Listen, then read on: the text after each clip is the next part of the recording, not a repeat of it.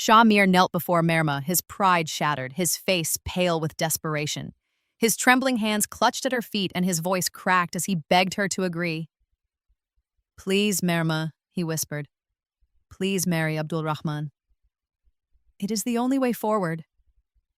Tears streamed down Merma's cheeks.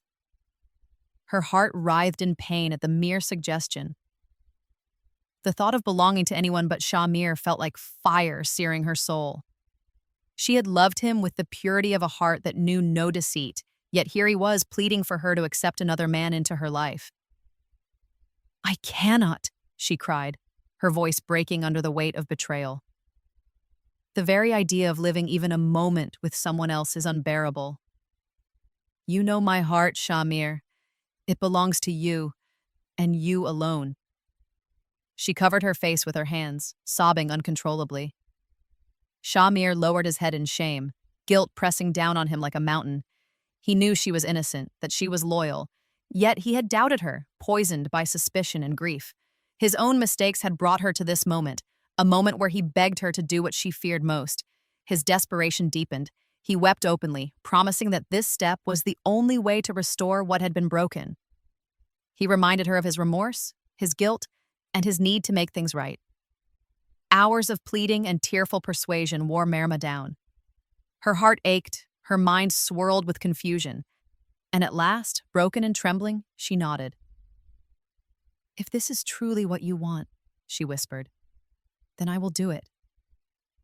Soon after the arrangements were made, the nikah between Merma and Abdul Rahman was solemnized. The day that should have been a beginning felt to her like the end of everything. When Abdul Rahman entered their room for the first time, Merma's pulse raced with dread.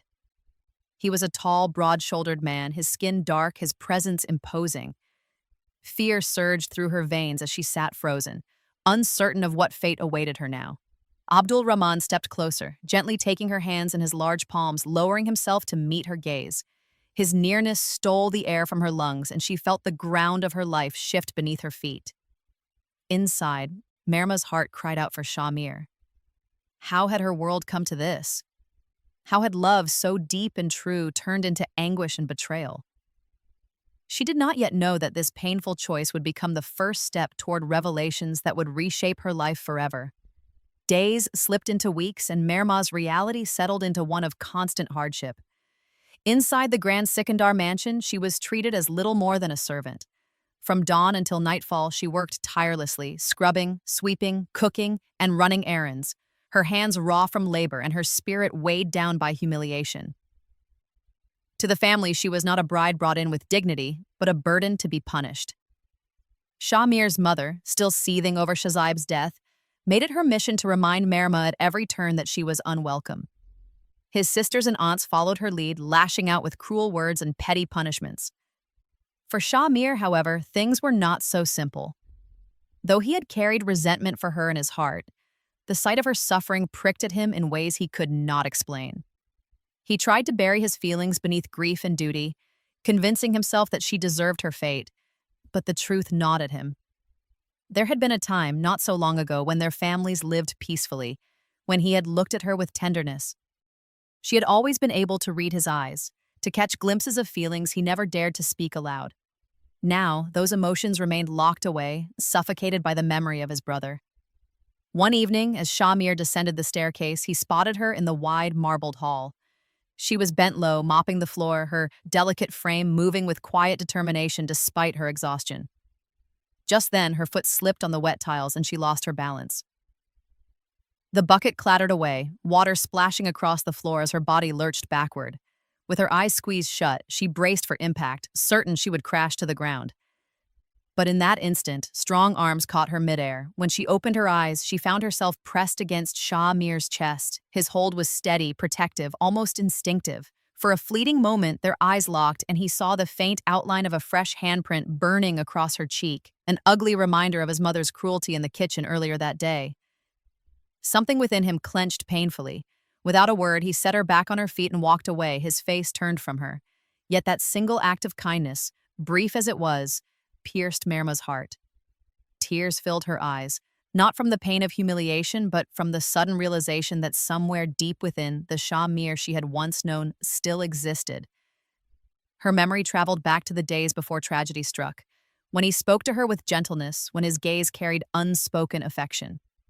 She had ignored those signs once for the sake of her family's honor, but now, as she stood in the echoing silence of the hall, she wondered if those buried feelings could ever return. In that moment, both hearts carried a quiet ache. She longed for love, and he battled with guilt. The house remained a prison, but a subtle shift had begun, fragile, uncertain, yet undeniable. The memory of Shahzaib's death lingered in every corner of the Sikandar household like a ghost that refused to leave. To the grieving family, Merma was the shadow that had swallowed their joy. They blamed her relentlessly, whispering curses under their breath and punishing her openly. For them, the letter Shahzaib left behind was proof enough. His love for Merma had driven him to take his own life, and therefore she was guilty. But the truth was not so simple. Shah Mir knew it, though he rarely admitted it, even to himself.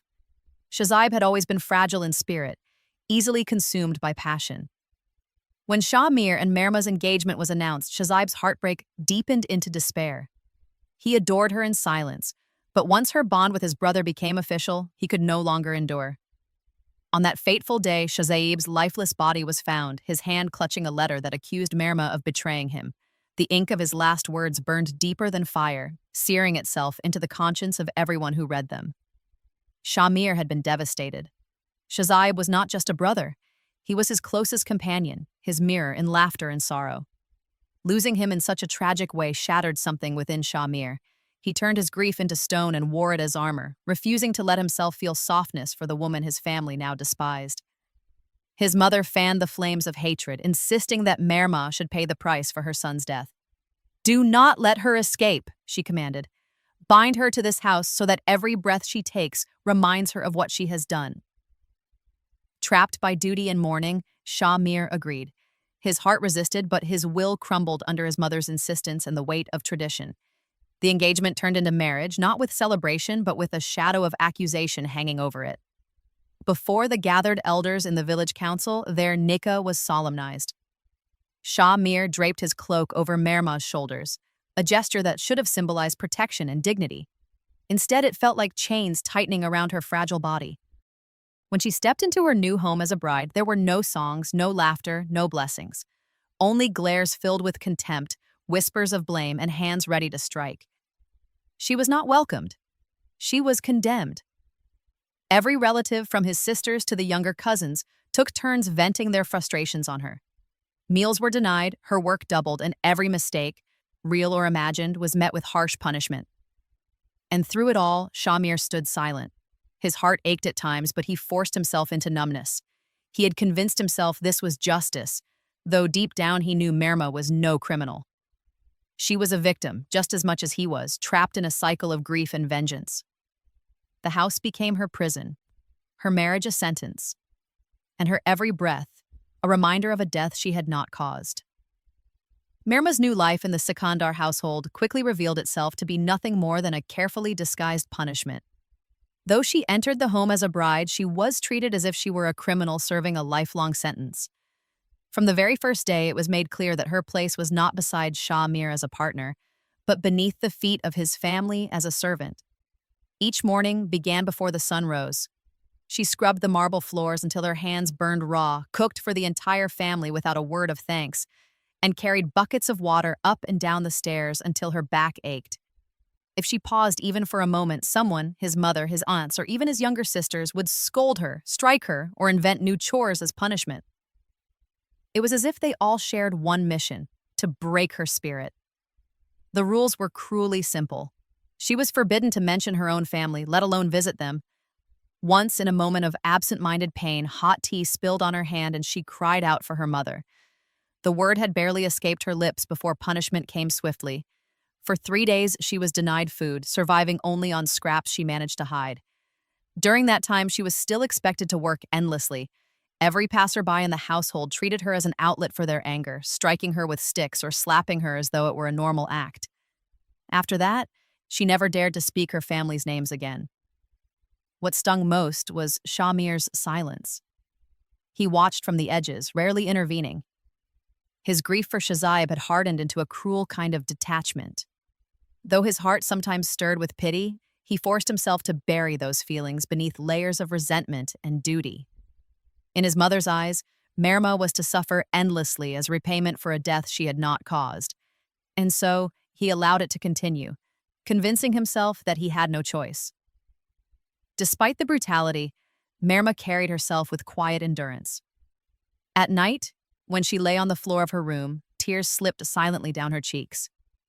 She thought of the life she had dreamed of, marriage filled with affection, a home where she could belong. Instead, she lived in a house where every smile was a blade, and every day began with humiliation. Yet she endured, not because she believed things would improve, but because hope was the only shield she had left. Her days blurred into one another, each marked by exhaustion and sorrow. But fate was not done testing her. The cruelty of the household was only the surface. Beneath it all, her body began to weaken. Strain, hunger, and beatings took their toll, and soon illness crept in. An illness that would become the turning point in her story, forcing Shamir to confront the truth he had long tried to ignore. The breaking point came quietly, after yet another day of endless labor and abuse. Merma had been scolded for the smallest of mistakes, punished with slaps and kicks until her body ached. That afternoon, Shah Mir's younger aunt had beaten her mercilessly simply because a child had thrown a tantrum over food. Merma, though trembling with fever, forced herself to continue working.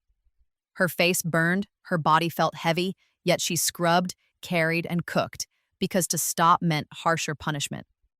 By nightfall, her strength had abandoned her, and she collapsed on her bedding, trembling under the weight of her own exhaustion.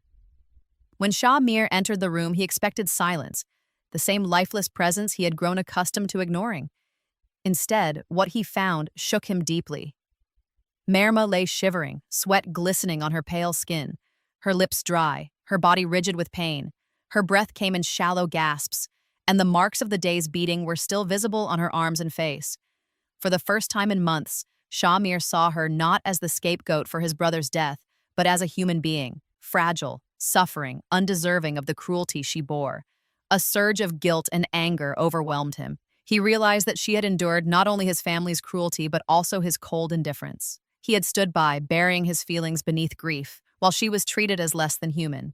Kneeling beside her, he pressed his palm to her forehead. The heat of her fever shocked him. For the first time since their marriage, Shamir's heart cracked open to the truth. This woman was not his enemy. She was his wife, and she needed him. With hurried steps, he rummaged through the drawers, finding medicine he had once bought for himself.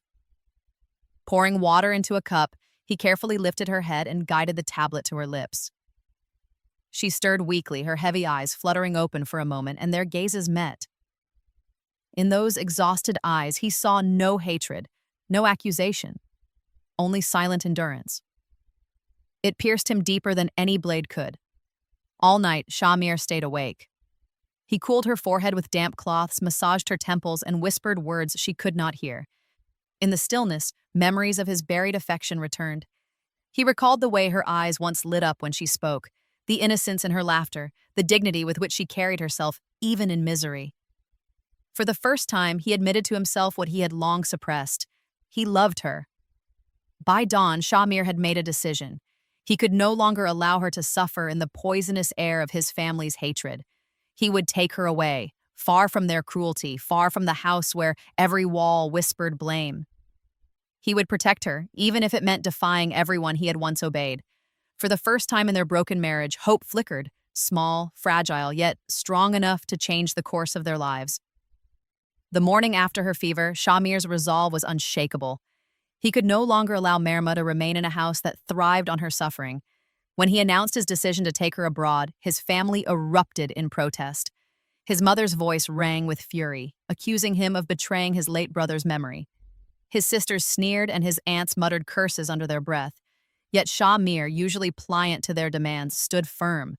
He spoke coldly, "I am not taking her away as a bride to be cherished, but as a punishment for her sins. If she suffers in silence, I will find peace." His words cloaked his true intentions, shielding them from his family's wrath. Beneath his harsh exterior, however, burned a quiet determination to rescue Merma from their cruelty and start anew. Soon after, he arranged their departure. Merma, frightened and uncertain, followed him silently. She expected harsher treatment once away from the prying eyes of relatives. Yet when they reached Saudi Arabia, a strange shift began. Shah Mir rented a small but comfortable flat, far removed from the sprawling mansion she had known. For the first time, she felt the absence of eyes watching her every move, the absence of hands raised against her for imagined mistakes. The silence was foreign, almost unnerving.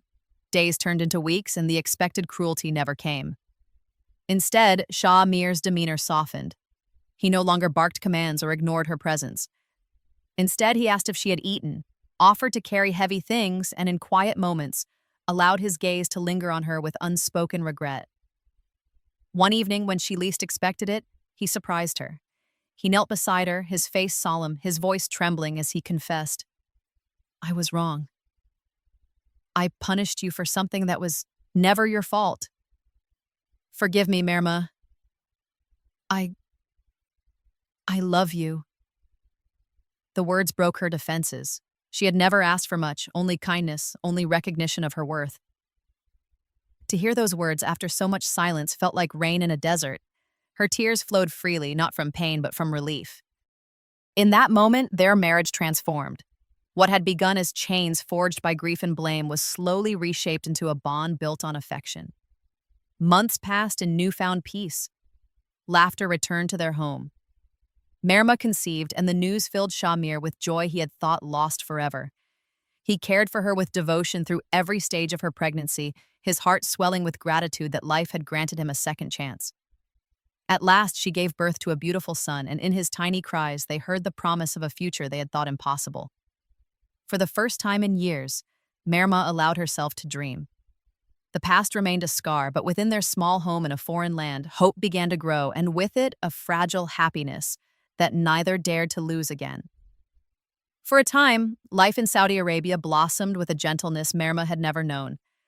The little flat became a sanctuary where she could breathe without fear of cruel voices or raised hands. Shah Mir, once distant and cold, now showered her with the attention and affection she had craved for so long. He held her hand in public, whispered reassurances at night, and cherished their infant son with tenderness. It seemed at last that fate had granted them peace. But happiness, as Merma had learned, was fragile. It could shatter in the blink of an eye. One evening, when she was rocking her child to sleep, the front door creaked open. She smiled, expecting Shah Mir to return from his trip to Pakistan earlier than promised. Instead, she froze. A man, unsteady on his feet, stumbled into the flat. His eyes were glassy, his movements clumsy, and the stench of alcohol clung to him. He was a neighbor, but in his intoxicated state, he had mistaken their home for his own. Merma's heart pounded. She rushed forward, pleading with him to leave, but before she could guide him out, he lost his balance and toppled into her. They both fell, his weight pinning her to the floor. Her baby cried out from the cradle, the sound piercing the tense air. At that exact moment, the door burst open again. This time, it was Shah Mir. He stood frozen in the doorway, his eyes blazing with disbelief. Before him was the woman he had fought his family for, the wife he had carried across borders, lying beneath another man. Fury consumed him. He did not pause to think, did not listen to explanations. In a rage, he struck her across the face, each blow fueled by betrayal imagined rather than proven. His words were like knives, accusations of infidelity, dishonor, and deceit. And then came the three irreversible words, divorce, spoken in a moment of blind wrath. Merma collapsed against the wall, her world collapsing with her. She cried out, not only in pain but in anguish. "It's not what you think," she pleaded, but her voice was drowned out by his anger. The man was dragged away by neighbors who hurried to explain his drunken mistake, but the damage was already done. Shah Mir's trust had crumbled, his judgment clouded by suspicion once again. As silence fell, the truth settled in with cruel clarity. The sanctuary she had come to cherish was no longer hers. Her husband had cast her aside, her dignity shattered under the weight of his mistrust. The irony was bitter. After surviving years of abuse and finally finding love, she was once more left broken by the man whose love she had fought to keep. Silence wrapped the small flat like a suffocating blanket. The cries of their child echoed in the background, but neither Shah Mir nor Merma moved to comfort him at first. She sat slumped against the wall, her cheeks swollen from the blows, her eyes burning with disbelief. Shamir paced the floor, his fists clenched, his breath ragged, as though the sight he had walked in on replayed endlessly in his mind. Neighbors had already explained. The man was drunk, confused, and had stumbled into the wrong home. Yet Shamir's pride and anger had blinded him. His words of divorce hung heavy between them, final and cruel. Merma, clutching her aching face, spoke quietly, her voice steady despite the storm inside her. "You have declared me no longer yours. Please, do not touch me again. I will not share a roof with a man who sees me guilty without hearing my truth." Her words cut deeper than any weapon.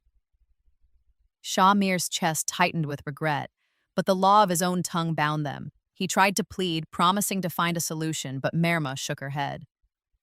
"A husband's love is built on trust. If you can shatter it in a single moment, then what hope is left for us?" Still, she did not leave. For the sake of their child, she remained under his roof, though distance stretched between them like an unbridgeable chasm. Shamir moved to another room, consumed by guilt yet too stubborn to admit it. Nights grew long and heavy, each filled with silence where once there had been laughter. Merma wept quietly, mourning not just her broken marriage but the trust that had once given her hope. Their love story, once reborn in foreign lands, now seemed destined to end in ashes. The days that followed were filled with anguish, confusion, and regret. Shamir was tormented by what he had done, his heart refusing to accept that his words had cut the very bond he had once sworn to protect. He tried to reason with Merma, insisting that there might still be a way to reconcile. "There is a path," he whispered one evening, his eyes hollow with desperation. "If you agree, we can return to each other. But it requires you to marry another man first, even for a short time. After he divorces you, I can take you back." The words struck Merma like thunder. Halala. It was not just a law, it was a trial, a humiliation that demanded she step into the arms of another man in order to return to the one who had cast her aside. Her heart recoiled at the thought. She had endured years of cruelty, tasted the sweetness of love too briefly, and now was being asked to submit to something that felt like betrayal of herself. Yet, staring into Shamir's desperate eyes, she saw the sincerity of his remorse. He had been blind with anger, but his love for her was real. He wanted her back, and this was the only door left open. For nights, she wrestled with the decision. Memories of the mansion's cruelty haunted her. The image of her son's smile gave her strength. But above all, the realization cut deep. Shamir, despite everything, was still the only man her heart had ever chosen. To reject him would mean surrendering to a life of loneliness. To accept meant enduring an ordeal that would scar her forever. Eventually, she agreed. The man chosen was Abdul Rahman, the very neighbor who had once stumbled drunkenly into her flat, unknowingly setting this chain of tragedy in motion. This time, however, he was sober, remorseful, and strangely gentle. When the nikah was performed, Merma felt her soul detach, as though she were watching someone else's life unfold. Abdul Rahman surprised her by treating her with respect, speaking softly, assuring her that he would grant the divorce as promised. He even confessed that he regretted the pain his mistake had caused and would do anything to make amends. That night was the longest of Merma's life. She sat silently in Abdul Rahman's home, her hands trembling, her mind drowning in memories of Shamir. Every glance, every word felt alien. Yet when Abdul Rahman finally fulfilled his promise and granted her freedom, she felt a wave of relief so intense it nearly crushed her. The ordeal was over, but something within her had shifted. She had gone through fire, and though she was free to return to Shamir, she knew her heart carried scars that might never heal. The question remained, could she ever truly belong to him again after what she had endured? When Merma returned to Shamir after the Halala ordeal, she was no longer the same woman who had once silently endured cruelty and clung to fragile hope. Something inside her had hardened, shaped by the weight of betrayal and humiliation. She had walked through fire and survived, but the scars reminded her that survival did not always mean wholeness. Shamir met her with trembling hands and tear-streaked eyes. He begged for forgiveness, kneeling before her as he once had, pleading for another chance. "I was blinded by rage," he confessed, his voice breaking. I doubted the only person who stood by me, who suffered because of me. I will spend the rest of my life making it right if you let me." For a long moment, Merma simply looked at him.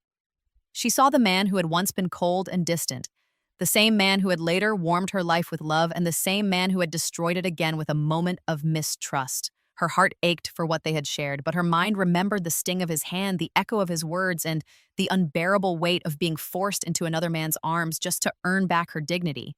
Quietly, she shook her head. "Love cannot live where trust has died," she said softly, her voice steady despite the tears threatening to fall. "You may regret your actions, Shamir, but regret does not erase what has been done. You doubted me once, and you may doubt me again. I cannot live under the shadow of suspicion for the rest of my life." Her decision was final. Though Shamir wept, though he clutched at her hands as if holding them could undo the past, Merma gently pulled away. She chose to stay with Abdul Rahman, who had treated her with respect even when he had no obligation to do so. He had promised her dignity, and for a woman who had spent years being stripped of it, dignity was worth more than love that turned to suspicion. In time, Abdul Rahman proved his sincerity. He gave her stability, honored her voice, and helped her reconnect with her family in Pakistan. Their child grew up in an environment free from the venom of old grudges. And Merma, for the first time, felt a measure of peace she had once believed was impossible. Shamir returned to Pakistan, haunted by memories of what he had lost. In his loneliness, he finally understood that anger and mistrust had robbed him of the one woman who could have been his salvation. His punishment was not death or disgrace. It was the hollow silence of a life lived without her. For Merma, the story was not of defeat, but of resilience. She had been beaten, broken, and humiliated. Yet she found the courage to choose dignity over despair. Her past had been written in sorrow, but her future, though imperfect, was hers to claim.